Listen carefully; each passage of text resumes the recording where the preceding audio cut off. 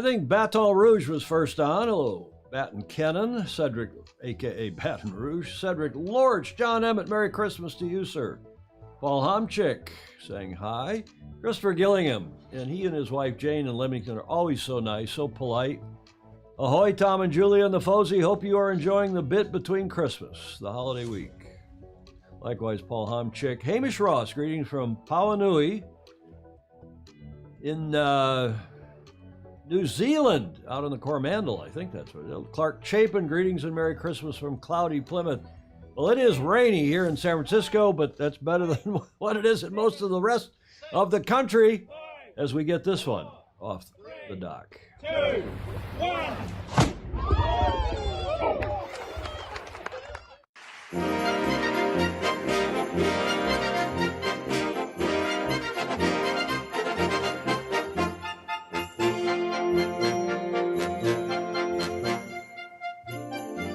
Hello, everybody. Welcome to show number 578. And if you wonder what happened to 577, that was our watch party on Sunday night, on our Christmas night for the start of the Sydney-Hobart race. I'm pleased to report that Julia is here. Yay!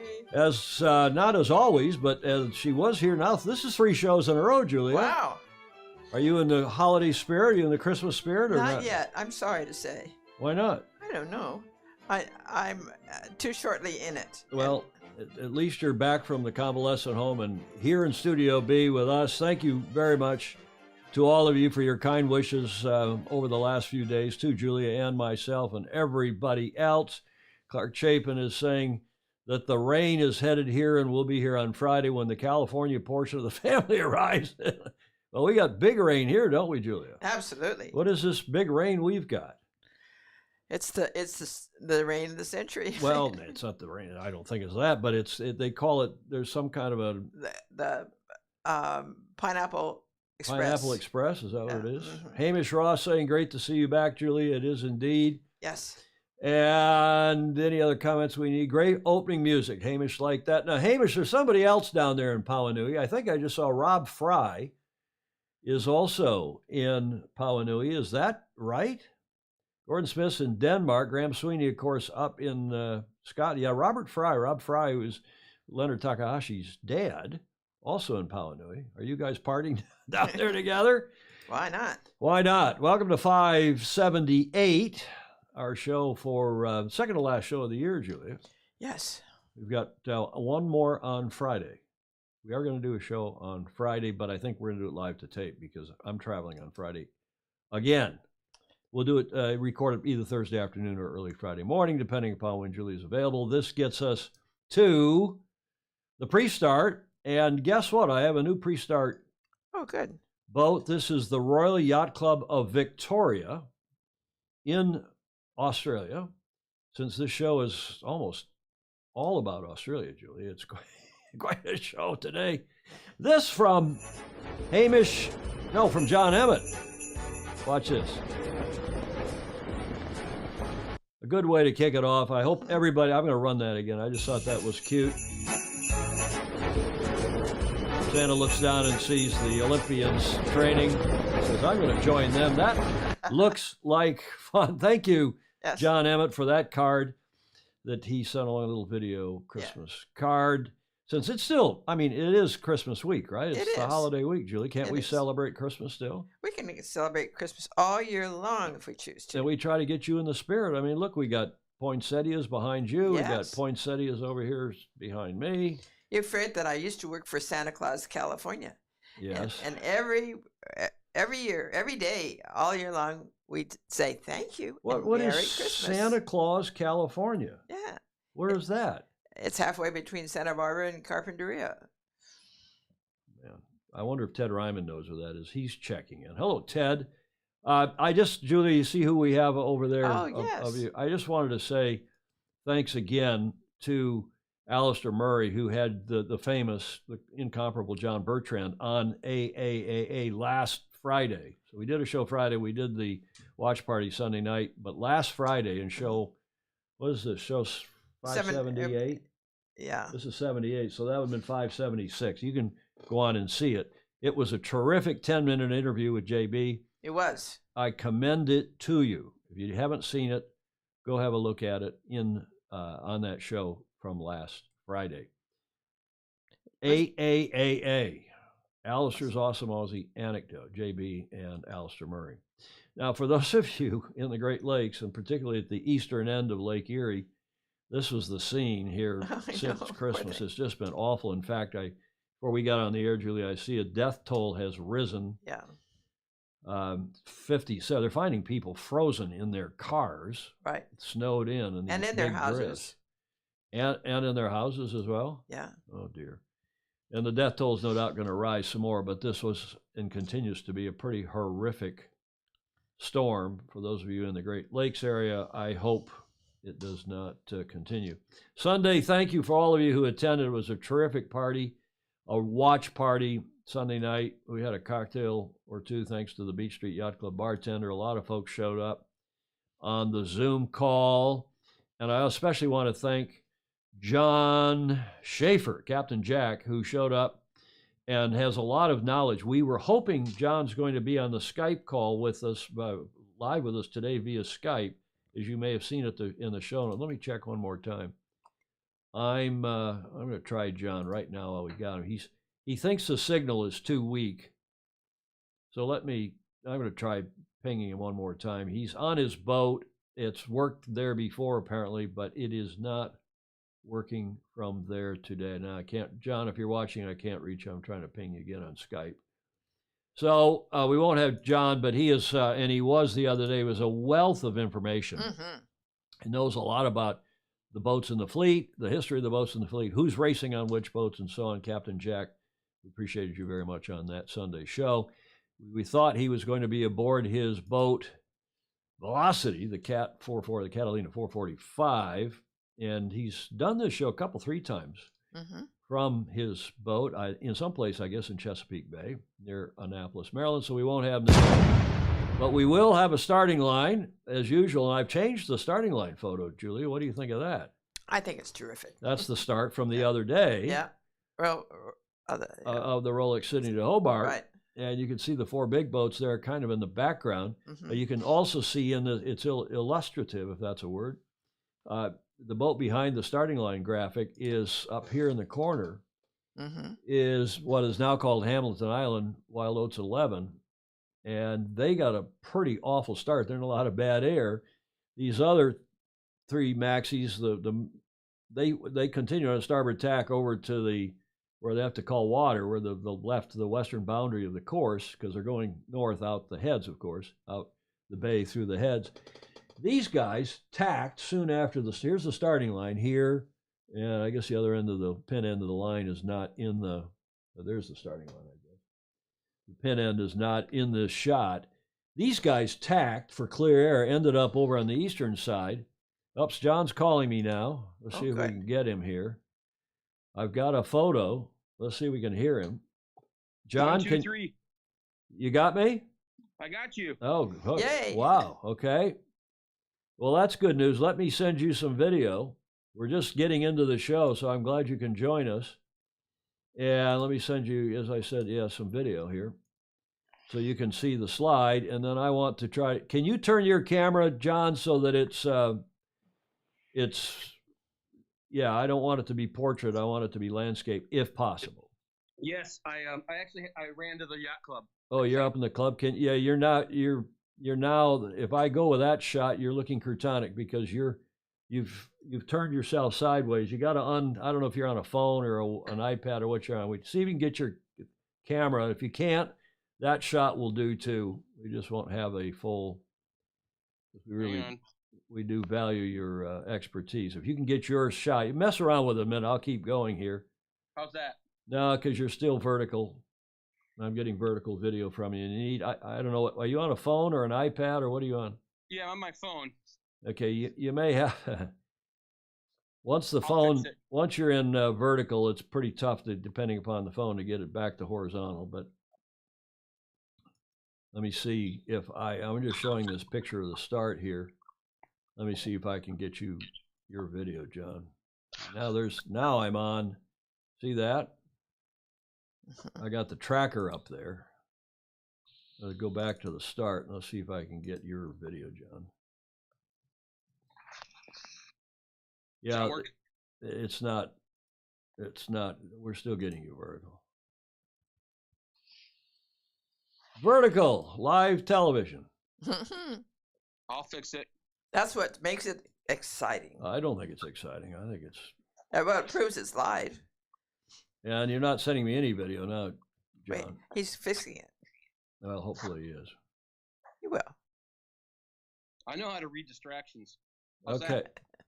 Just turn your camera 90 degrees and we'll go with your vertical. How's that? No, turn it because you're turn it 90 degrees. This is why we have a tech check, John, 15 minutes before we go to air. Oh, yeah. Okay, less headroom. Get yourself up higher. I got John here now. You all can see what we've got. There you go.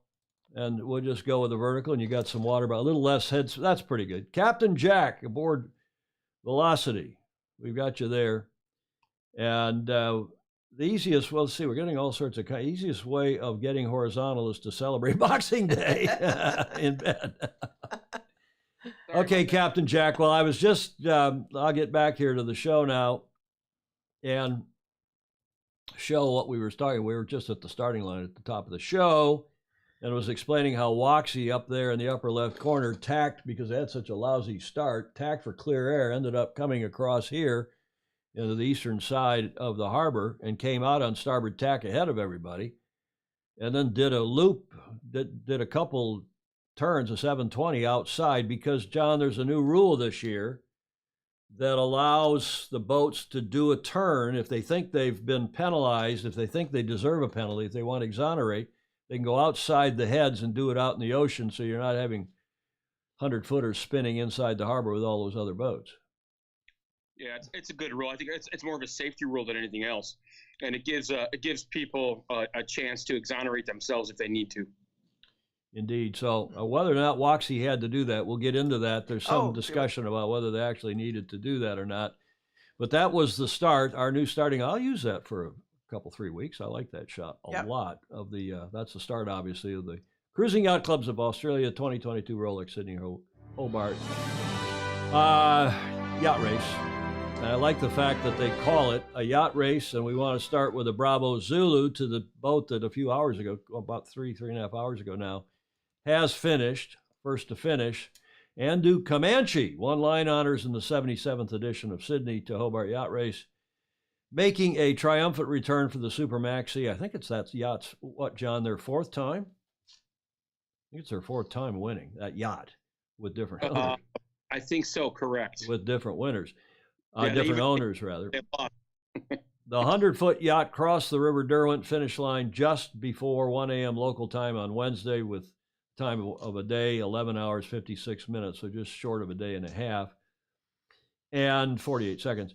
And it's pretty astonishing. They didn't break the record. A lot of people at the start on Boxing Day thought that some of the Maxis might break the record, including Comanche, but they didn't. We're going to have all sorts of video and reports from television and so on for you. We'll get into that in a sec. Starting with this. A thriller from start to finish with Ando Comanche taking out line honours just before 1 a.m. Let's go live now to Georgia Simpson, who's at Constitution Dock. Georgia, you saw all the action unfold as the Super Maxi stormed down the Derwent. I did, Gab, and it was absolutely spectacular. It wasn't a daylight finish by any means, but it was pretty incredible to see this 100-foot Super Maxi just appear out of the darkness, tear down the Derwent River and finish in a time of 1 day, 11 hours, 56 minutes and 48 seconds. About 3 hours shy of the race record, but still a very slippery race. It's the fourth line honours win for Andu Comanche, and this yacht is the first yacht to win line honours under 3 different owners or skippers. The current owner and skipper, John Winning Jr. He addressed media not long after docking this morning, and the feat of taking out line honours was still very much sinking in for him. Pretty unbelievable at the moment. It's just still sinking in. You know, it was only less than an hour ago we were sort of still thinking, are we about to have a shutdown? What's going to happen? Yeah, it just didn't feel real till the last minute, and then now it's only just starting to settle in. Now, his 70-year-old father, John Winning Sr., was part of the crew, and both the father and son duo agreed it was a very special moment to be able to share together. As for the other three Super Maxis, they are docked behind me. They also finished under the cover of darkness this morning. Law Connect came in second, about half an hour behind. Andu Comanche Blackjack was third, while Hamilton Island Wild Oats finished in fourth position. We were lucky enough to speak with Peter Harburg. He's the owner of Blackjack, and Blackjack actually took out Line Honours the win last year. He said he was disappointed with this year's result, but pretty happy to have pipped Wild Oats. It was an incredible race. We were a bit disappointed that we didn't get our conditions at all. We're very strong at low wind speed, and these bigger, wider boats are much stronger in the wind, and it was a very windy race. But we got here, and we're an hour in front of Wild Oats, and that's always a good measure. Blackjack confirmed that they won't be taking another tilt at next year's Sydney-Hobart yacht race, but Andu Comanche very much will. John Winning Jr. confirming this morning he will be racing in next year's race, and he will be vying for a back-to-back win. While the Lion Honours is done and dusted, Gab, the overall winner is still very much wide open. Conditions are set to change and become quite difficult, so it will be a bit of a slog for those smaller boats still out there. Georgia Simpson, thank you. Okay, so you heard some interesting things in that report, which was from Sky News, Australia. Thank you to Sky News. And first of all, they're going to do the race again. They've chartered the boat from the Russians, I think. I'm not quite sure. Is that right, John? Yep, that's a charter. And they went to Antigua, I think, and picked it up and sailed it back through the canal to get it to Australia. They've been practicing in the big boat races on Sydney-Hobart over the last month or so, and they're committed apparently to doing it again with that boat next year. John Winnings, the dad and the kid and whoever else. But of course, Ian Murray, who used to sail on Waxy, he went over to that boat as the the sailing master. I think that's what they call it. John, squeeze up just a bit, a little less headspace on you. So you got less space between you and the top of the frame. Match kind of Julie and myself if you can. We're doing our tech check live here. Okay, that's close. Close enough. Just try to match what you've got in that shot. But John, what I understand is that Ian invited the Winnings to San Francisco for Sail GP here back in, tell me when. Was that May? Yes. Was that in May? Right. Whenever it was. And he said, you ought to get that boat. And if you do, I'll sail with you. So people have been asking, how did Ian Murray end up on it? Well, one hears that he talked them into going to Antigua, checking the boat out, doing the charter, sailing it, getting it back somehow. And then the rest, as they say, is history. And they're apparently going to sail that boat again next year. So thanks again to Sky News for that report from Hobart. Georgia Simpson dug that news up. Nice stuff. Okay, all good to hear. Now, I got more video. Let me try one thing here before we're trying to get John sorted out before we go to this video. This now is, I've got a series of videos. This is a Rolex video that they to promote soon after the start of the race, and I think it's a good place to go back and recap what's happened over the last day and a half. A relentless examination of determination and endeavour, evoking the true spirit of sailing. Returning this year for its 77th edition, an ocean race like no other, the Rolex Sydney-Hobart Yacht Race 2022. A spectacular Sydney Harbour greeted 109 yachts and their sailing teams, who are preparing to push the limits on the 628 nautical mile journey down the east coast of New South Wales and across the unpredictable Bass Strait to Tasmania. More than anything, the Rolex Sydney-Hobart's an adventure. It's about 630 odd nautical miles of challenging conditions. It's about friendships that you form and you carry on for years. It's a cornerstone of yachting. As is tradition, the start gun sounded at 1 p.m. and the fleet set off on the Great Race South. Renowned for its exciting starts, this year certainly did not disappoint. The 100-foot Maxis duelled for the lead in an incredibly tight battle which resulted in penalty turns for both Andu Comanche and Hamilton Island Wild Oats, leaving Law Connect to take bragging rights as the first yacht through the Sydney-Hobart heads. Whilst the prevailing weather system augurs well for the larger boats, who will enjoy a fast run to Hobart, the smaller yachts face a potentially greater challenge in the race for overall victory and the coveted Tattersall Cup. A forecast shift in weather in the second half of the race threatens some testing conditions. I'm really hoping that we get there before the southwesterly or southerly breeze arrives and we have to beat in 40 knots. That would be unpleasant. After weeks of preparation, simply crossing the start line is considered a success, despite it marking the beginning of an even more intense and demanding chapter that only ends crossing the finish line in Hobart. Join us again for more updates from the Rolex Sydney-Hobart yacht race. I mean, Rolex just does a fantastic job all year long. Absolutely. And then, guys, Julia and John, when you see a video like that they produce just right after the start to kind of recap what the race is doing, it's really nice stuff. Now, the next video we have is from Channel 7, and this was as the boats were going down the east coast of Australia in that big northeaster, and the breeze was building and so on.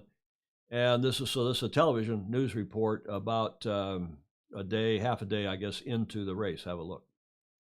The Bass Strait battle is notoriously tough. Today, it was a breeze. Up to 30-knot winds whipped up strong seas. A super sprint stretch for the Super Maxis. The wind's behind us, we're going fast. It's not too old. It's probably the easiest Hobart I've had, actually. Law Connect trailing Andu Comanche. It's race for the record run tonight, out of reach. To get the race record, that will be a 2-0-2-3 deal, and then we'll leave that to God. The fight for line honours is on. Crews within 50 nautical miles of each other. It may be tight, dashing down River Derwent. I can see Blackjack just over there, so we've got our eye on it. And we have Wild Oats to learn some distance inside us. On board, crews embracing perfect conditions. From culinary creations below deck to a reminder they are not alone at sea. The wind has carried the fleet south at speed. The finish line in reach. Over the next 24 hours, this marina will fill up fast. 106 yachts all racing to Constitution Dock, which will draw hundreds of people to the foreshore for the first time since the pandemic. Last year was sad, there was just no one here. I think now we'll see the Tasmanians, particularly the people from Hobart, being here, clapping and cheering. I think part of the reason why that report was so good is because, remember, Law Connect was live streaming through the entire race. Jack, I don't know if you looked at it. I was watching it, and I would go on. In fact, I saw you on as well in any number of our other FOSI, but it was buffering a lot. It was hard to see, hard to see live video for more than, 5-10 seconds, right? Yeah, they don't have Starlink yet. That was probably most likely off the Iridium Certus, which is their high-speed new product that's out for racing. But it was cool, and I think that's what gave Channel 7 a lot of that footage out in the ocean. So hopefully more boats are going to be doing that. It's the way forward, I think, for our sport. Yep. And now I've got another Rolex video that, again, I've done these chronologically, other than starting with the winning vid there from the television from Sky News. Now let's have another Rolex video just released this morning. Dramatic, fast, exhilarating. The 2022 edition of the Rolex Sydney-Hobart Yacht Race continues to deliver with style.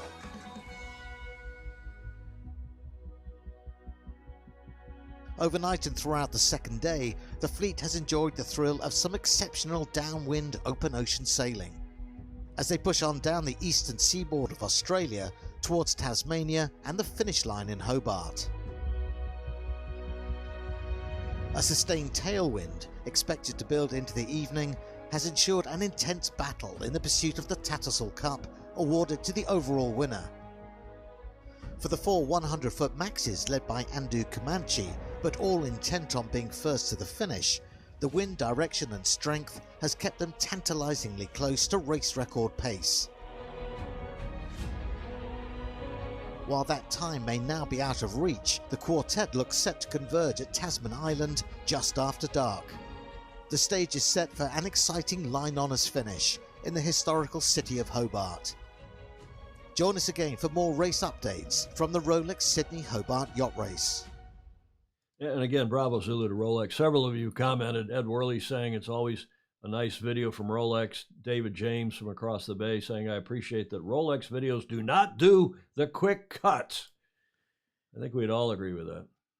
And Bill Wingrove down in Tampa, Florida saying, yeah, I heard the same story about Ian Murray and the winning family during the broadcast. Joe Cool, another great show. I'm glad your sidekick is back, keeping you on the straight and narrow. Well, I don't know about that. Trying. She was down here for Christmas dinner, and we fixed some turkey, Captain Jack. First time I've cooked a turkey here. It's beautiful, but don't tell anybody. Yeah, I don't want anybody to know that I know how to cook a turkey now. Now, admittedly, it was one of these frozen turkeys that you take out of the freezer, poke some holes in the bag, put it in the oven, and it's all done. And it even comes with a little plastic bag that you put in the saucepan, and it was darn good gravy, Julie, if I do say so myself. I've never made gravy before. Stingray, turns out the start actually is important given how close. Yeah, I think that's a good point. Jack, before we go into the video, the arrival video from Rolex in the live stream from a couple hours ago, any observations? Well, a couple things. I know you keep calling it the Rolex videos. I call them North Sales videos. It's a great product, the 3DI. But no, they really are communicating well their message for sailing, and I think it's great that they're doing it. And I agree with David James, and hi, David. The long cuts on the Rolex videos are just perfect. You can really gather a lot of information from what they're showing from a sailor's perspective as well. Back on the penalties, any comments that you've got about what was going on in Sydney Harbor before they took, at least 2 of them took penalties, turns? Yeah, I could tell you that Andu, when they got at the dock, they took off their flag, so they're not going to be protesting. And the other one looks like it was that Blackjack and Law Connect when Law Connect had to come over the top one and duck through the other.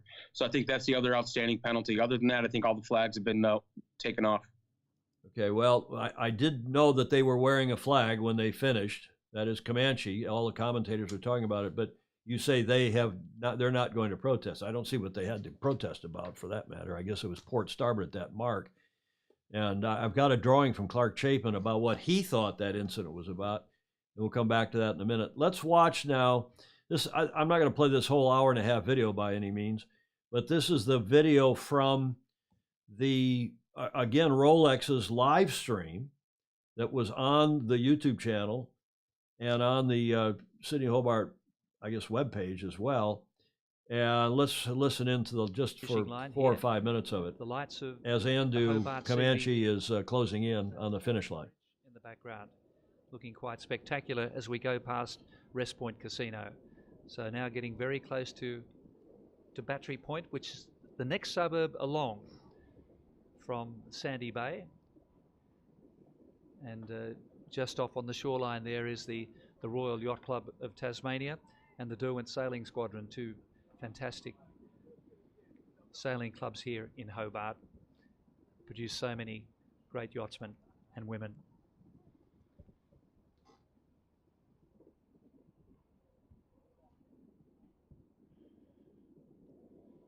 So all of those crew on the weather rail at the moment, just soaking up the atmosphere, Peter. You've been in this situation. What's going through your mind? The emotions must be almost like a roller coaster. It's relief and joy, really. Relief that you've got there in one piece, and then the joy, of course, of being first home. And it's a special feeling, and these guys will be very, very pleased, thrilled, whatever word you like to use, about this performance. because it's tough being a favourite. You know, everyone's expecting you to get home, and often that doesn't happen. Get home first, but they haven't let anyone down here, and they've had a lot of pressure on them to perform, and they've performed brilliantly. And the performance has been absolutely outstanding.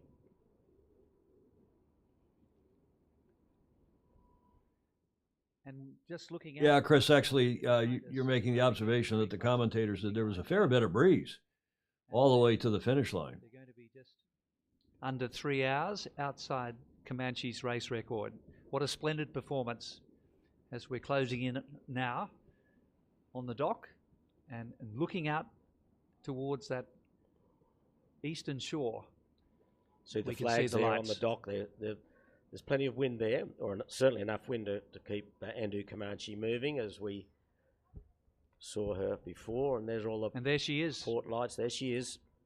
Very close to the now. finishing line now. She's probably there now.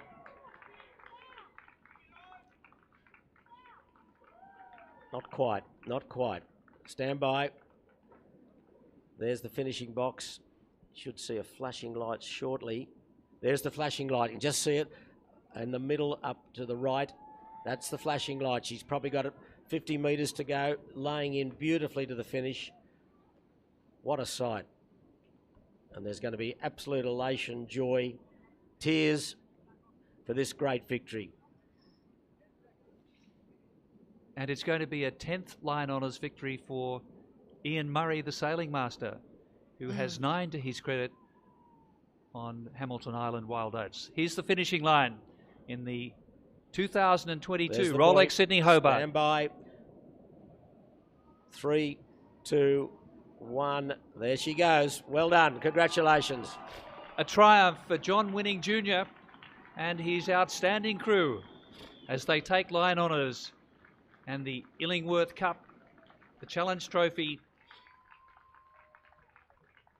in this 77th edition of the Rolex Sydney-Hobart. Fantastic performance, just under 3 hours outside Comanche's race record, and they're going to be about 20 minutes ahead of the next placed Law Connect, who's yet again the bridesmaid.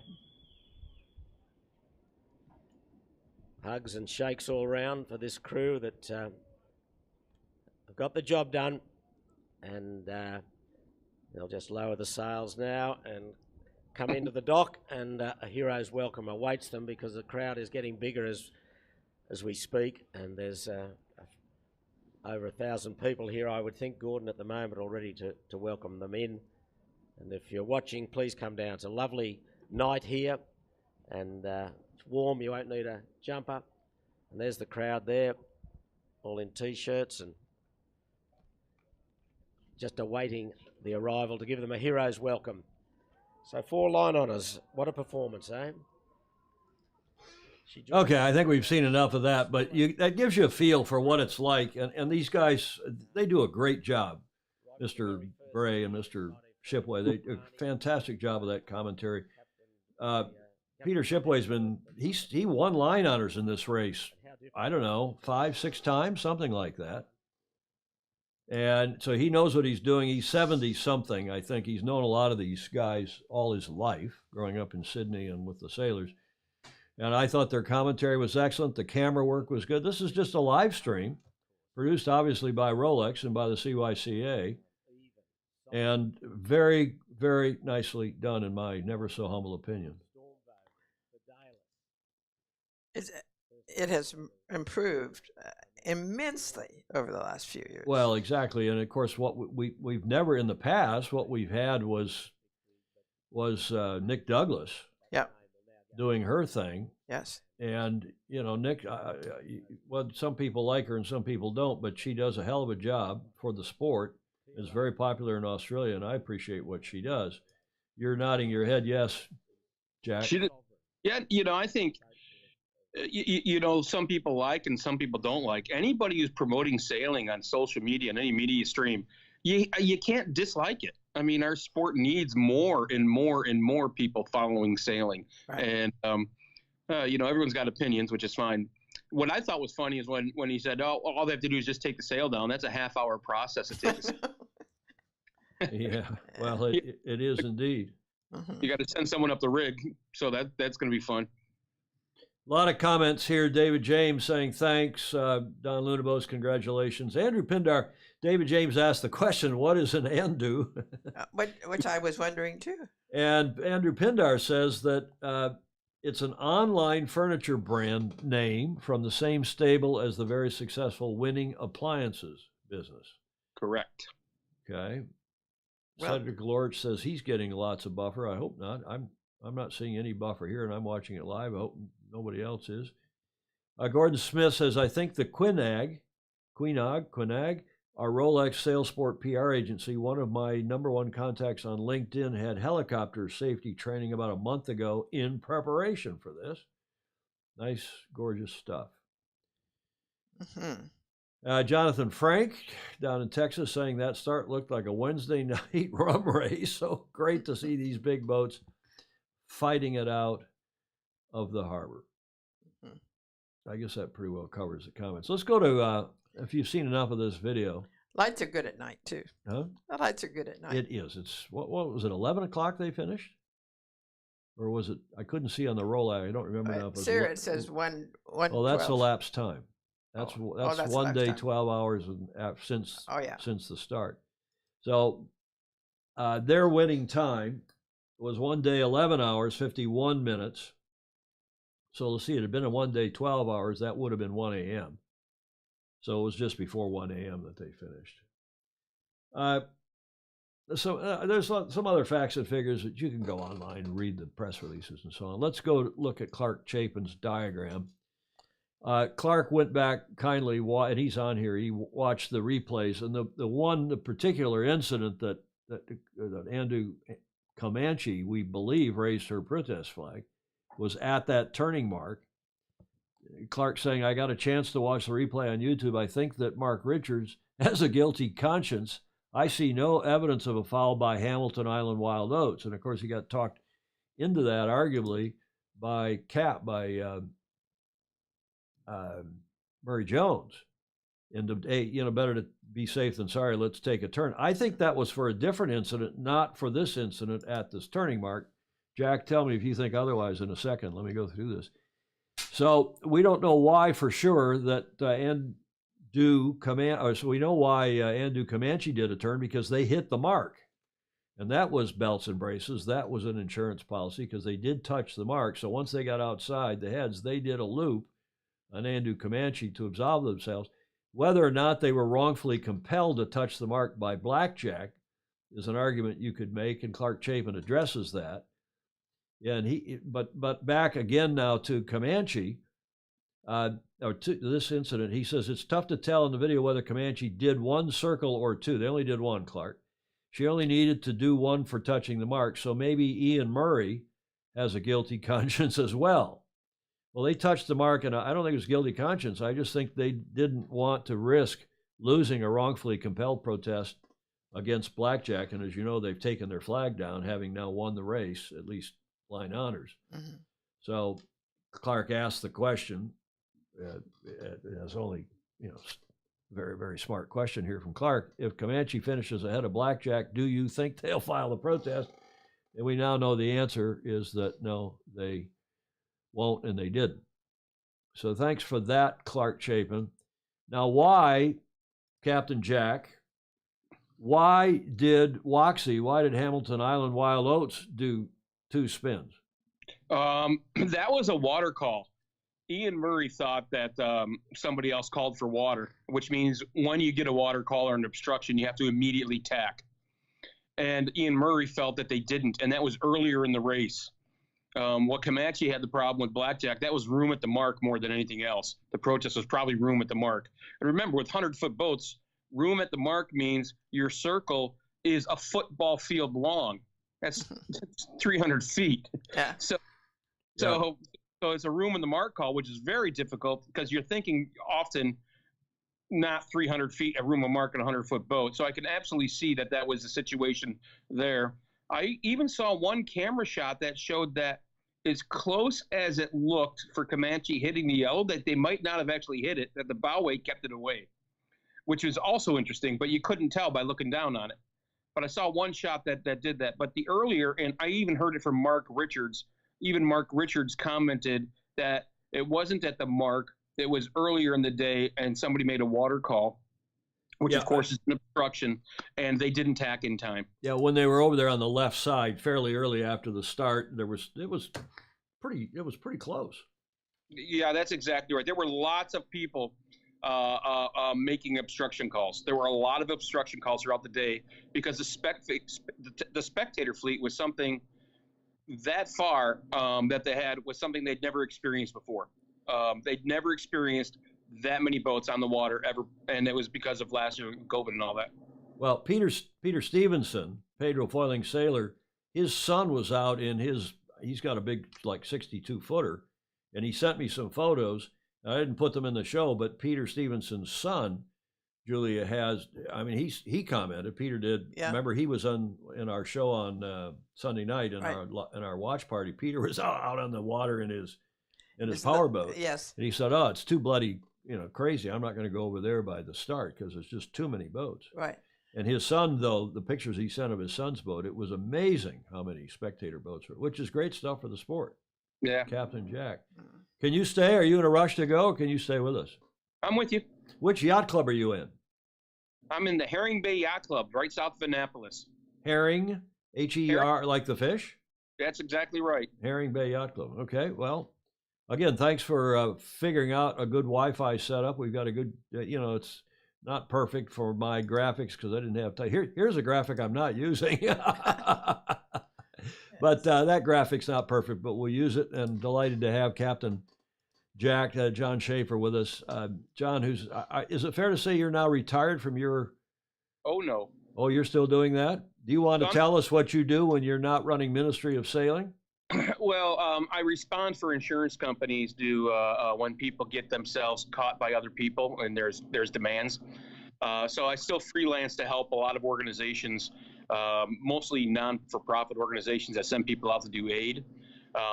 Every once in a while, they find themselves getting kidnapped for ransom, and I help families and insurance companies manage that type of episode. And through that, I actually started an organization years ago called Hostage USA, and it's a pro bono service. So if anybody ever finds themselves in a situation they needed advice, I highly recommend you call Hostage USA, and that's what happened. So that's what I've been doing for many years. Now I just do it freelance, and now I'm just working with the Ministry of Sailing, getting our rescue sailing program going. Well, we're going to get you on the show soon, sometime in the new year, to talk about the Ministry of Sailing. We've had you on before, but to talk about the rescue sailing, the rescue swimmer approach to handling do you call it man overboard, or do you call it person overboard now? Do we have to be politically correct? Well, I'll tell you, I try to follow U.S. Sailing. They're calling it crew overboard, and so I think that makes sense, so I just follow their lead. But the problem with crew overboard is that acronym is COB. You don't want to be called a COB. Hey, you COB. I don't know. I think some people would rather call the COB than a man. Yes. Than a mob? The mob. Yeah. Man overboard, mob. Yeah. Yep, that's exactly right. Yeah, it's a great program. We had quite a few rescue swimmers on the race, so we're happy. Captain Jack, has it been long enough? Is there enough time between when you and I first really got to talking and meeting, when you helped me during the Round the World race, sort out a few things, or is that still, do we have to keep that under a cone of silence? No, that's fine. You can do that. Well, long story short, John he lives near Washington, D.C., of course, and with this hostage rescue, in fact, if I ever get taken hostage by Julia, you'll come rescue me? Better be careful. What insurance you have? Well, suffice to say, during that Volvo Ocean, was it the Volvo? Yeah, it was before it's the Round. Now the Ocean race, the last race, which was the Volvo. Remember the whole thing of going into Hong Kong? The American boat went into Hong Kong, and there were a couple other incidents when the guy went overboard off of South America. John Fisher, the late great Australian. This John Schaefer, because of his government connections, his government intelligence connections, and security connections, he is very well plugged in. and he knew stuff before the organizers knew about who was where and what was going on. And he kindly fed me. That's where John and others, but John in particular, were giving us, when I could do a one here's with reliability. It was thanks to Captain Jack. Just for clarity there, I've never provided classified information. Well, of course not. But it also was not run-of-the-mill public information either. It was available widely, but not yet disseminated through public channels. Yeah. Is that fair to say? The Maritime Rescue Centers work jointly, and there's the Maritime Rescue Centers. I think everyone should be proud with the centers that we have around the world. They work jointly. Most of the nations work together. They run exercises all the time, and every day they're active. With the amount of PLBs, personal locating beacons, that are out there, with the out of cell phones, which are happening now, every single day the rescue centers are getting calls. Every single day these are happening. That's amazing. But that's good news too. And you're saying, when you say the National Rescue Centers, these are of all the different countries. I mean, the South American country, Australia, the U.S. were all working together when Mr. Fisher went overboard. Yeah, that's exactly right. So the rescue center down there would have been Argentina, and so they would have ran that. And again, depending what phone you have, sometimes it's a 505 pound, because 505 is like SOS, depending on what your rescue is for your satellite phone. So I encourage everyone to read and understand what your rescue, what the rescue procedures are for whatever type of device you have, and then they go right to the rescue centers, whatever's closest to you. Thanks for that. Just before we leave the incident, and it's not this incident that Clark has diagrammed for us, but you remember when there were the two boats on starboard tack, and who was it coming across on port, and they thread the needle between the two starboard tackers? That was Blackjack, right? Yeah, I believe so, and I think they still have their protest flag on. I think somebody still has a flag up for that one. Because when we were watching that on the replay on the watch party the other night, I think it was Blackjack. Clark Chapin will be I went back looking for video of that, but I thought the port tacker fouled the starboard tacker, and the starboard tacker was Waxy, right? No, I think it was Law Connect. I think Law Connect had a protest flag on when they came to the dock. Okay. Law Connect had that, so I think Law Connect had to duck yes, in order for them to come across. And so, and then you said before, Blackjack's not racing. Blackjack's not racing because Blackjack is for sale. So they might be out there but sold. Well, it looked to me in that crossing like they fouled whoever the starboard. There were two starboard tackers. They thread the needle between the two, and whoever was the trailing astern and to leeward. It looked pretty clear to me, but I went back to look for video, and we'll see if there's a protest, we'll get Clark Chapin, and we'll get another judge going here. I couldn't believe their masts didn't hit. Well, exactly. Yeah, I mean, it's so close sometimes that you get these things going, and then you hit the masts. You think you're missing low, but you forget there's a big high up there, and you don't want to mess up high. Mm. Yeah, Bill Wingrove has just confirmed. Waxy was to weather of Law Connect. Law Connect was to leeward and astern slightly, and Blackjack split between the two. It looked pretty dodgy to me when we were watching it on the watch party Sunday night. David James has made an observation about Herring Bay Yacht Club. It's more of a cruising and social than racing. Is that accurate? Oh, Herring Bay Sailing Association. That's all we do is racing. Oh, okay. I broke into the yacht club. We won't tell anybody. If anybody takes your hostage, let us know. We know somebody who's in the hostage rescue business. This is Carolina Yacht Club, one of the oldest yacht clubs in America. It's a private club. This is their hat. And it's private, so I had to steal the hat. They wouldn't let me in. Yeah, Jody Shields, with whom I texted this morning, says that he's confirming what I said at the top of the show, that Wild Oats tacked early out of the start for clear air, cleared the fleet to the right, went over to the east of the harbor. Then they tacked on to starboard, came back, so they weren't involved in all those water calls over there on the western side of the harbor. It was interesting. It was fun. It was. Good to see. What else? Stingray says he would love to see a replay of Comanche's spin. He saw the wake afterwards, and it looked surprisingly tight. Clark Chapin making some rules observations about Rule 18 and what applies or doesn't apply to weather. Mark, the point is that incident Clark, correct me if I'm wrong, it's port starboard. It's not inside. There's match racing rules which are different. These boats, unless they've written something into the SIs of which I'm not aware, the right-of-way boat is the starboard tack boat in this incident. That's Andu Comanche. The port tack giveaway boat is Blackjack, and Blackjack just kept powering along. That's my good friend Mark Squark Bradford, and they tacked, and it looked like to me, that is Andu, that they tacked a little sooner. They went head to wind, and that's why they ended up touching the mark, and then tacked around the mark. I think that's why their flag was up. They were going to protest Blackjack for wrongfully compelling them to touch the mark. Tell me if anybody else has a different view, but Clark, no. That's what I thought I saw. Jack? Yeah, that's when they put the flag up. They put the flag up then. So that's when Comanche put the flag up, was at that mark.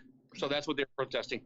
Okay. Well, they've dropped that protest, so we'll see if something comes out of that threading the needle incident. Baton Rouge is saying there's a good overhead shot of the incident. Waxy's angle was much higher than Law Connects with the port tacker threading the needle. Comanche should have ducked and protested, Stingray saying, well, maybe. Okay. Takes too much to end. Anything else on this 77th edition? Started in 1945. Here's the trivia question for the day. Do you know the size of the boat that won the first Sydney-Hobart in 1945? It was little. It was little. It was a 36-foot boat. I was going to say 45, but yeah, I just remember that it was little. Yeah. And when Kilo 3, Jim Kilroy's K3, when it took line honors in 75, what was the elapsed time? Bearing in mind that last night they finished in what? 1 day, 11 hours, so a day and a half. It was 2 days, probably. 3. When Kilo took line honors in 75, that's how much. No, the race was maybe slower, but the boats were slower as well. Quite a difference. That's huge. Do you know who the navigator was on Andu Comanche? Justin Schaefer. And no relation, right? No relation. Well, not that we know of. And what, Julie, do you remember Justin? Justin Schaefer was here in this studio, in Studio B, a couple of years ago, maybe 3 years ago now, as the CEO of the Long Beach Yacht Club's America's Cup team. He was there, sitting over there kind of where the plant is, and where below the America's Cup photo, and announced the start of that campaign with Taylor Canfield, who was by Skype or Zoom from, I think, Miami, and Mike Buckley. He was the original CEO of that Long Beach Yacht Club America's Cup campaign. I'd forgotten that. See, it's connections all around. So he was, congratulations to Justin. Right, boy, used to work for Apple, I think. Apple or Facebook or Google, one of the fangs here. Yeah, this is their fourth line honors on Andu, the furniture Comanche. What was LVC? LVC when they were, what was that sponsor name? So when they were LVC Comanche. Wasn't that a car dealership? Yes. Well done. Okay, everybody's right up to speed here. Jody Shields is saying Andu called protest at the first boundary call with Blackjack, then doubled it up at the top mark with the same boat. More red flags than a game of the NFL. Oh, we missed all that. I texted Jody this morning, and maybe you heard this, Jack, because I heard Nick Douglas say on her, when she was, this was at dark 30 this morning, so I may have been hearing things, but I'd woken up to, us old guys, we have to take 6 a pee. o'clock. We have to take a pee. And I heard Nick Douglas say, so thank you for the great job that Shieldsy, typical Aussie, Shieldsy is doing driving our boat. And I texted, when he woke up, I texted Jody. I said, was that you driving Nick's boat? And he said, no way. He didn't mean it negatively. He just said, that wasn't me. It wasn't up that early. Clark is saying, I'm not going to second guess Andu Comanche for luffing rather than ducking with such large boats moving at those speeds. I think that's right. I think Comanche tried to duck. I'm going to go back to Clark's drawing.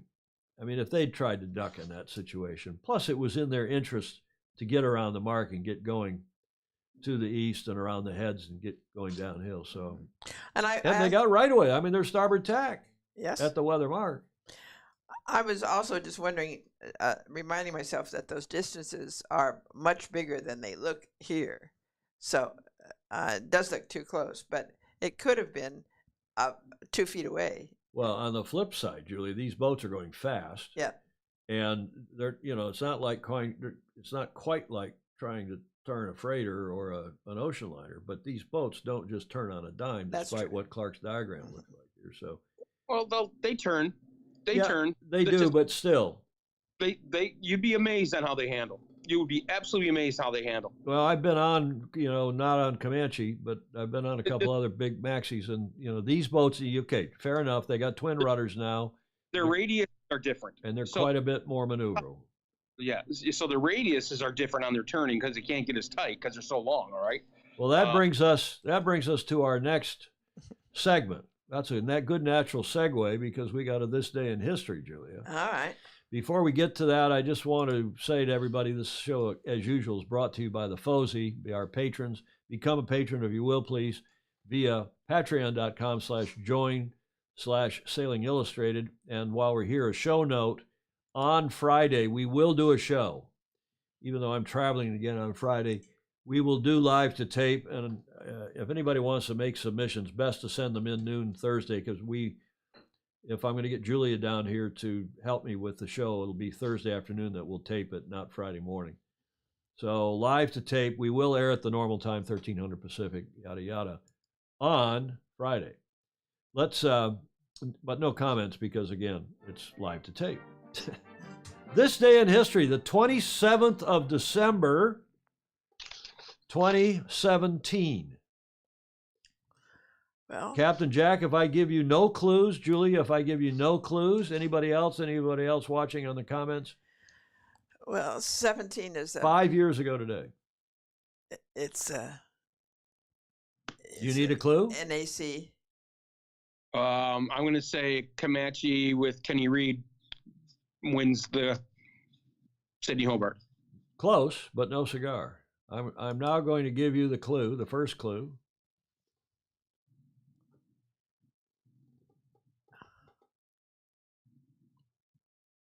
Any idea?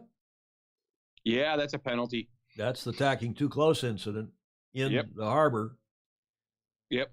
Between Waxy and Comanche, when Comanche was LDV, Comanche. Yeah. And that's, of course, the one about which we ended up having the big court case. Yeah. We had the mock protest with Clark Chapin and Dick Anderson, and they were the presenters on behalf of those two boats. We did it a couple days later before the jury had their. In fact, we did it the same day the jury was having their hearing. We know the jury watched it because I know. I know several of the guys on the jury, of course. Russell Green, Richard Slater, and they're back on. Yeah, Odie infringed, Tom Pace is saying. Yeah, that's right. And so it wasn't Comanche setting the record. It was that incident in the harbor, in Sydney-Hobart, before they got outside the heads, the tacking too close incident. And this is Wild Oats having just completed in fact, they haven't completed the tack. You can see that their jib is still broken. It has not filled on starboard tack. They've just tacked. You can see their wake from port to starboard. And all of us at the time kind of went, that looks like a tack too close if I ever saw one. And the two presenters, as I said, Clark Chapin, Dick Anderson, did a great job presenting the cases on behalf of the two boats. And I don't now remember who did which, but then the FOSI, you all watching at the time, then took a vote, and it was nearly kind of 95-5 in favor of penalizing Waxy for tacking too close. Yeah. And the other thing is, you'll remember, Julia and Jack, that we said, okay, the penalty was less severe. What should the penalty be? Yeah. And our soft-hearted FOSI thought it should be 30 minutes when it turned out to be an hour. 1 hour. Yep. 1 hour. So that was from that incident. So now I go back. This is a shot of, this is how close that race was as they're going into Storm Bay. And you can see this was a nail-biting race. A fleet of 102 boats contested that race. This is 2017, and 96 finished. Remember, they had that big blow on the nose. Oh, yes. These included past winners, Wizard, Perpetual Loyal, now Infotrack, or was Infotrack, Wild Oats 11, Blackjack, LDV Comanche, and Kealoha 2 is back in that race. Wild Oats was first to cross the finish line at 1 day, 8 hours, 48 minutes, 50, so that was a new record. But the crew of Comanche lodged a protest against Wild Oats after nearly being hit at the start of the race. Wild Oats incurred a 1-hour penalty, putting them behind not only the ultimate winner, Comanche, by 33 minutes and 26 seconds for line honors, but LDV Comanche also claimed the time record of 109, therefore. They ended up getting the time record, which stands to this day. And then the Ichiban Matt Allen, who's not sailing in this race, former president of Australian Sailing Australia, whatever it's, I can never remember what it's called. Yeah. They won the uncorrected for the Tattersall Cup. And here's a little video about all of that.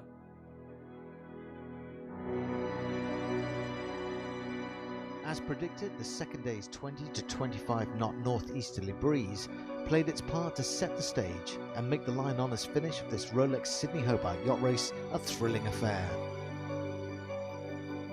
Leading the downwind charge was LDV Comanche, riding the 2 to 3 metre swells and looking to put as much distance between themselves and Wild Oats 11 before turning the corner into Storm Bay and the Derwent River, where conditions would be less predictable. Comanche were holding their nerve as they entered the river, with Wild Oats breathing down their neck in the dying breeze. It was here at the Derwent's confines that Comanche's wide beam proved their undoing. The river's notorious reputation punished both boats, but one more so than the other. Wild Oats 11 took a slender lead and slowly began to creep away to the line. Crossing in an incredible 1 day, 8 hours, 48 minutes and 50 seconds. A new race record, smashing the old record by 4 hours and 42 minutes. A ninth line honours victory for Wild Oats. LDV Comanche crossed the line 26 minutes 34 seconds off the pace, and then came the twist. A protest against Wild Oats 11 following an earlier altercation. It was a port and starboard incident, you know, tricky situations. We thought we were very clear what we did. And getting those big boats out of the harbour in those horrible, you know, chopped up water conditions from the spectator craft, it's not easy. And but you know, it'll be very interesting to see what the jury makes of it and what they do with it. The jury upheld the assertion that Wild Oats 11 had failed to keep clear of Comanche shortly after the start in Sydney-Hobart. The penalty that followed, 60 minutes added to the elapsed time of Wild Oats 11, was sufficient to put them into second place on the water. And so Jim Cooney, aboard his newly acquired LDV Comanche, was awarded not only line honours, but also the new course record of 1 day, 9 hours, 15 minutes and 24 seconds. Both boats sailed a fantastically good race. It was a close fought race all the way. The jury's decided that very clearly there was an infringement. So yes, it was a relief to feel that we did deserve the win. With the line honours situation resolved, all eyes now turn to the rest of the fleet to see who will secure the main prize and become the overall winner of the 73rd Rolex Sydney-Hobart yacht race. Nice video, eh? Mm-hmm. So, first of all, Jody tells me that photo, I'll show you again here. That photo that I showed you a minute ago is actually them coming out of the Sydney Heads. You see that?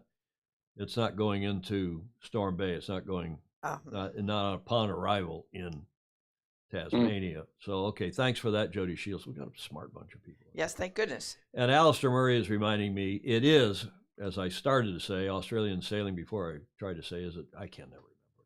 Australian sailing. Okay.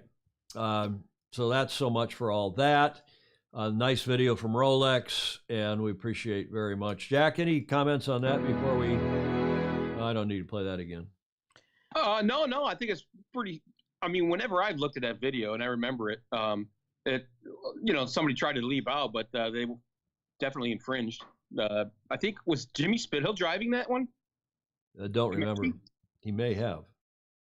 No, Yeah. Mark. Well, for which boat? For Comanche. I don't remember.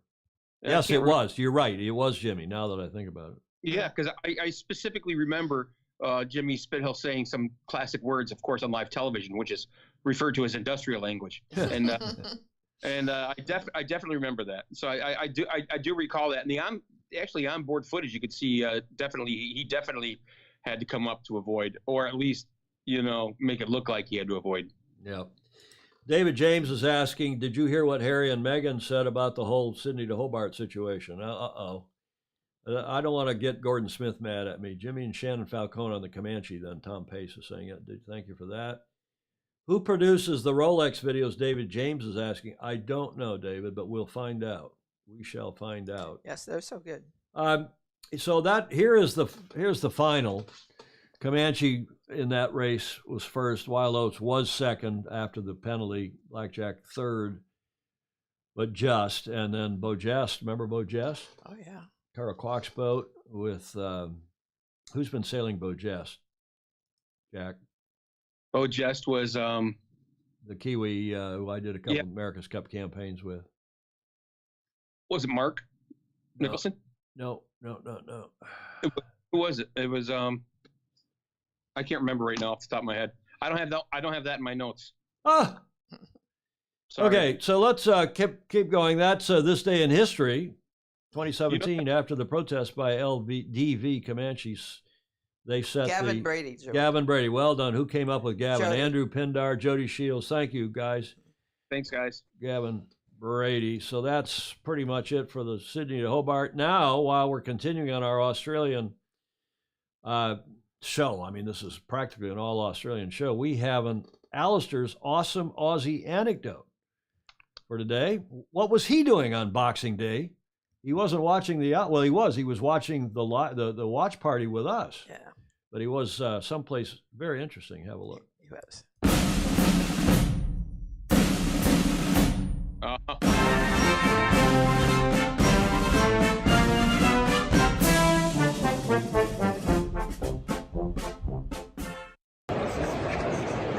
G'day, Tom, Julia and all of Hosey. Just checking in one more time to wish a Happy New Year to all of our mates out there. So here I am again at the MCG, and I just thought I'd give you a quick flick around the ground just to show you what it's like.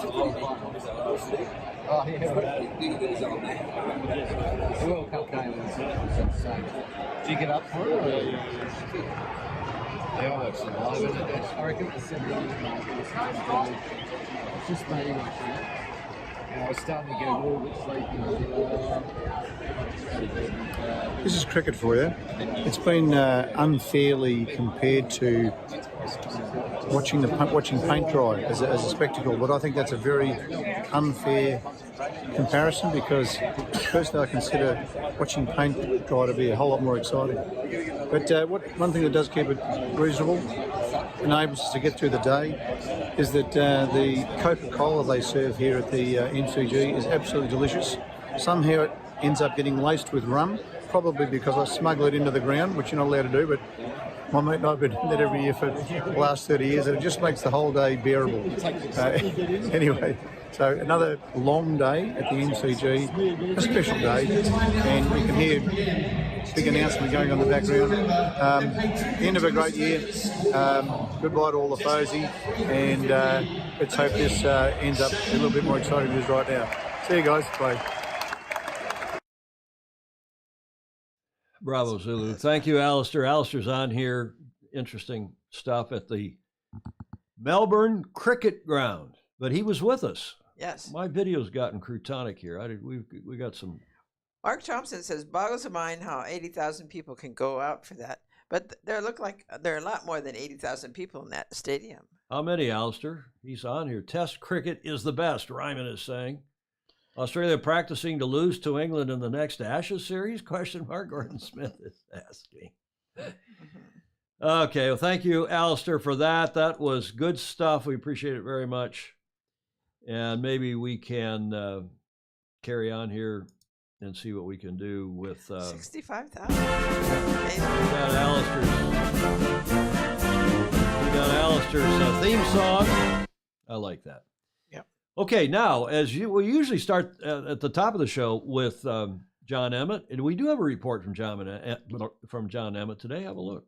The Coach's Corner with John Emmett. Good evening, Tom, Julia, and all the Fosey. I've taken a small leaf out of Alistair's book, so we're going to have a little interview, or at least someone to chat. So this is my wonderful goddaughter, Ruth, who's probably feeling quite embarrassed, which is why we have the sherry. Yes. And this is actually your birthday, and you're no longer a teenager. I know. That's scary. I'm not 20 yet, though. You're not 20 yet. You're not 20 yet? I'm not 20 yet. It's 7 p.m. 7 p.m. Okay, so it's always important in sailing to be absolutely precise. So we'll have to have another little drink at 7 p.m. I just wanted to say just how important it is to have friends and family, have that time off, so we can have a shout out to our esteemed cameraman. Who's our cameraman? Bailey, who's the boyfriend who has been toes dipped in the hot water with a family dinner. I'm going to get this wrong now, aren't I? Was it 14 people? 15 people? 15 people. 15 people. So yeah, this will be one of the few days that not actually on the water, and it's very wet. I did get slightly conned yesterday. I went on the worst ratio pub crawl ever. Were you the only person at the pub? No, we all went to the pub, but it was a 9-mile walk for one pub stop. So we're going to put that right probably tomorrow. That's not Boxing Day thing. No, but Boxing Day in the UK, very traditional to try and get rid of some of the turkey, go for a long walk. And what do you think we're going to go and do tomorrow? We're going to go and let our hair down a bit? Going to Bristol. Yeah? Going to Bristol. Going to the clubs. Go and hit the clubs, and lots of hard work will start in January, as always. So I'm going to start doing the smarter goals, but for now the goal is just to let the hair down, have a bit of fun, and try and keep those New Year's resolutions when we get into January. For people who are watching on the Coach Yourself to Win Facebook page, this is going to be one of the last ones of these, because from next year it's just going to be on the Sailing Illustrated pages, so we get all the comments, all the likes, all the shares in the first place. So Merry Christmas and an early Happy New Year. Good. Okay. John Emmett and his stepdaughter toasting, I guess, all of us some sherry. His did I say stepdaughter? Yeah. Goddaughter, yes, of course. Ruth Pereira. And there's John on his coach's boat here at the end of his video with a Santa Claus hat on. Great stuff, John. That's, of course, John Emmett sailing. Get to the front of the fleet. His wife might be getting out now. They're loosening that up today. China is. I saw that they are. Yeah. I think on the 8th of January, sometime early January. The in and out of China, they're dropping the COVID restrictions, checking on them. Okay, John, Captain Jack, anything else? I'll let you go. I got a couple things I'd like to talk about. Please. Yeah. Did you see the Willow race? How Willow finished with who were they? The Minimax, Willow and Stefan. Did you see the end of that? No, I didn't. It was probably the most excitement of the entire race. How Willow caught up and passed Stefan, and they did that within the last half mile of the finish. Wow. And what happened was they were in only like 3 knots of breeze. Then came the wind shift with 35 knots of breeze immediately following that on the nose. And so they went 620 miles running with the wind behind them. And then the last 5 miles of the race was a beat. And the wind was so strong that Daryl Whistling is on Willow. He won the last on the Dongfang. So he won the last Volvo race, and he's a Ministry of Sailing rescue swimmer advisor, which is fantastic. So they reefed earlier and got 2 reefs in before Stefan, and Stefan blew out their jib. Oh, dear. At the end of the race, within the last mile, Stefan blew out the jib, and for the Mini-Maxis, it looks like Willow took it. Within the last mile, they did the pass. So it was really, really exciting. and then Alive came by, and then Alive also ripped their jib out in there. So Alive came back with a ripped jib as well. But Alive did really well. So the end of the race for the mini maxis were absolutely fantastic. It was really great racing. It was great to see that happening. And I think the overall winner, it looks like, is going to be a TP52 Celeste. They still haven't finished, but it's going to be between Celestial, probably Guilo, and Guilo. Yes, that's exactly. They have a chance. Guilo. Exactly. Do you know what Guilo means in Cantonese? No, I do not. It's a mild pejorative. In fact, it's more than a mild pejorative. It means ghost man. It means white boy. Guy. There you go. Huh?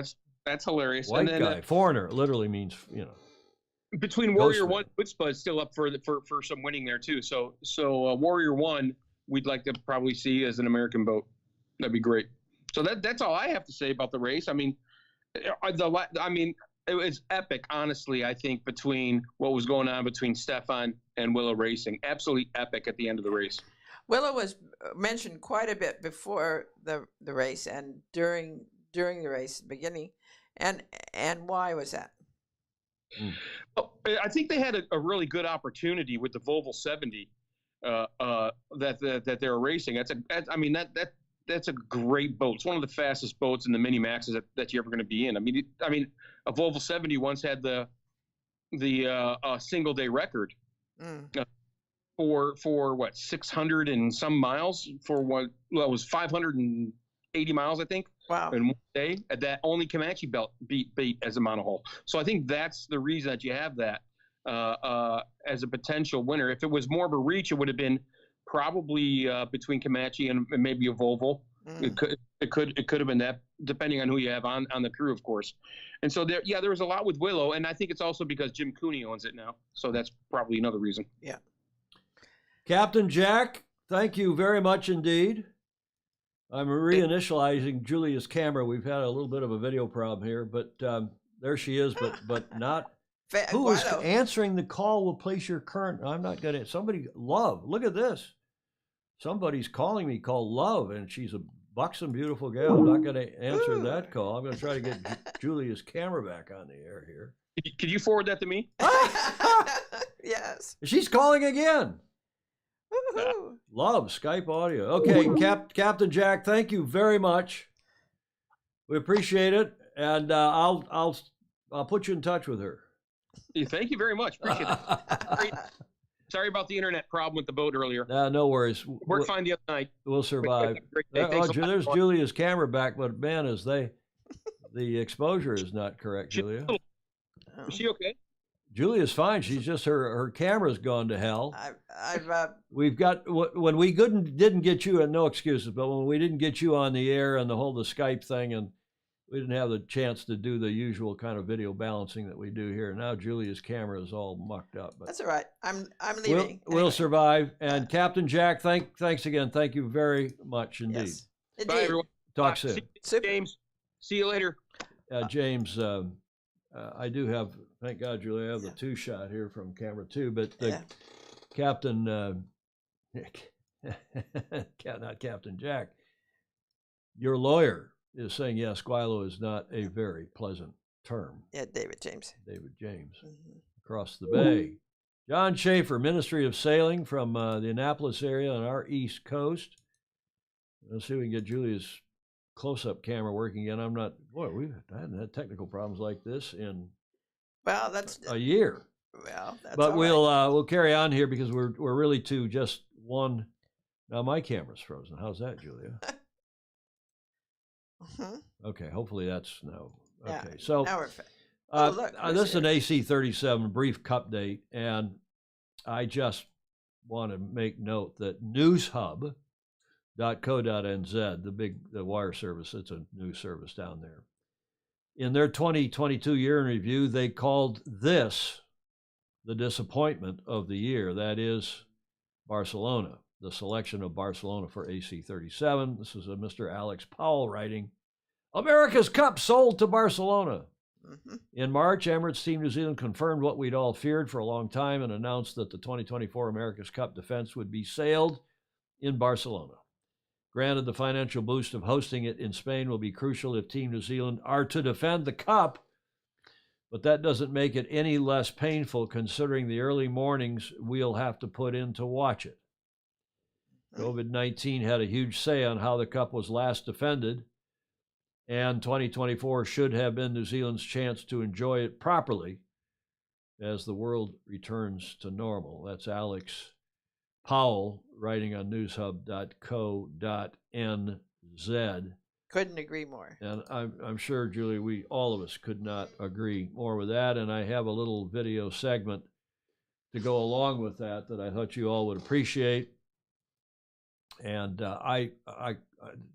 disappointment of the year is the understatement of the year. It is the Crutonic move of the year, in my opinion. In case there's any doubt.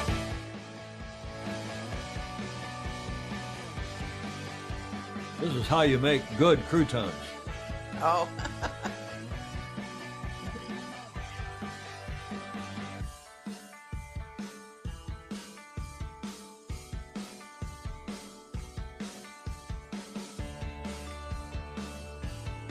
Great bread.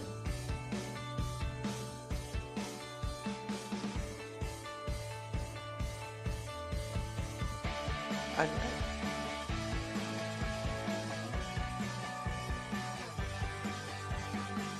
Oh, that does look good. Does look good, doesn't it? Brought to you by who else? Bon Appetit. So all I can say is Crutonic, Bon Appetit, Barcelona. What do you think of that, Julia? Ooh, it makes me hungry. Makes you hungry. Well, that's about it for this show. We're into the D block, and I do, with my stuttering graphics here, we do have a couple 3 Whiskey Tango Foxtrots for you. We may have run this before, but this was sent by one of our friends, one of our Fozy. My mother-in-law sent me this shirt all the way from England. You see what it says? She must, oh, yeah. She must really like me. I think it's from a yacht club.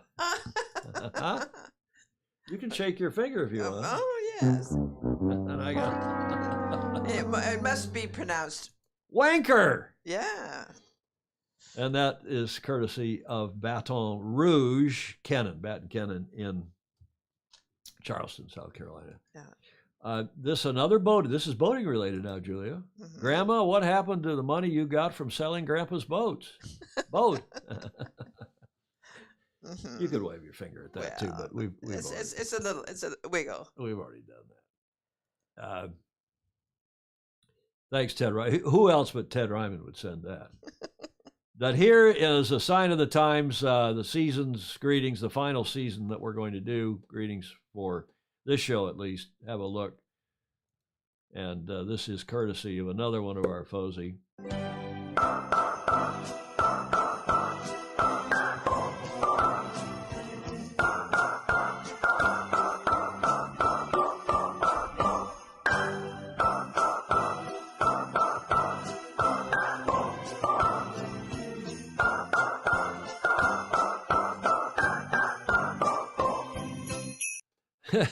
That's from Peter Stevenson.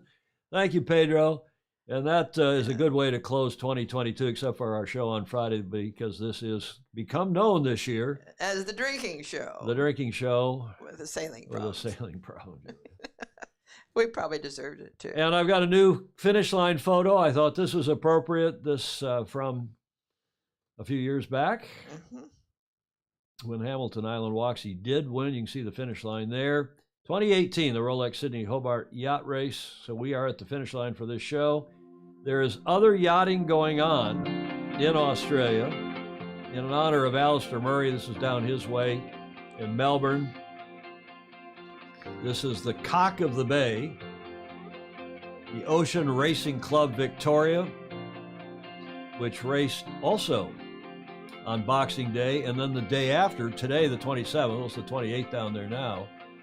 This group, again, the Ocean Racing Club Victoria, which is down there near Melbourne, there's 100 boats in this Boxing Day race, and they've sent 50 of those boats on the Melbourne the Hobart race, which started on the 27th. 50. Wow. So more boats headed down there, and they're going to be in that strong, what is it, a strong westerly. But I just thought this was a nice way to wrap up this show, our mostly Australian show. The Cock of the Bay. I don't know who won. I just thought it was a nice video and thought you all would enjoy it. And I want to thank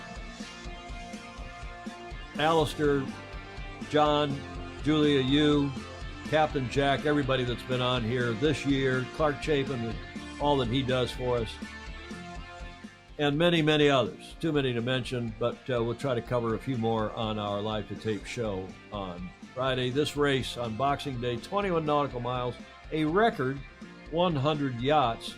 And as I said, half that fleet then took off today, the 27th, to sail Melbourne to Hobart. Cool stuff. Okay, Julia, your witness? Yes. Like, follow, and share. It's the beginning of the year. Coming around. Coming around. Comments are welcome too, even in replay. We appreciate that very much. And just one last program note. If you would, please support us on Patreon.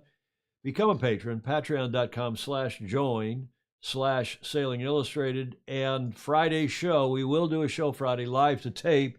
So if you're making submissions, whether they be videos, John Emmett, or dirty jokes, Ted Ryman, or anybody else, please send them along by my time, noon Thursday, so that I can do the show. I think we'll probably tape it Thursday afternoon. Thanks to everybody who made let us use video, audio, and images for this show. Julia, anything else? Final word to you? No. Well, it's the last chance to wish everybody Happy New Year before. You have to look right up in that camera because I've lost your camera. Oh. 3. Okay. You wave everybody up there. Happy New Year. Well, you'll be able to do that on Friday in the Live to Tape show. In the Live to Tape show. On Friday. This is a live. This is live. It's more fun. Yes. Lots of great comments. And Chris, thank you for all the kind comments. Chris Exley, Clark Chapin.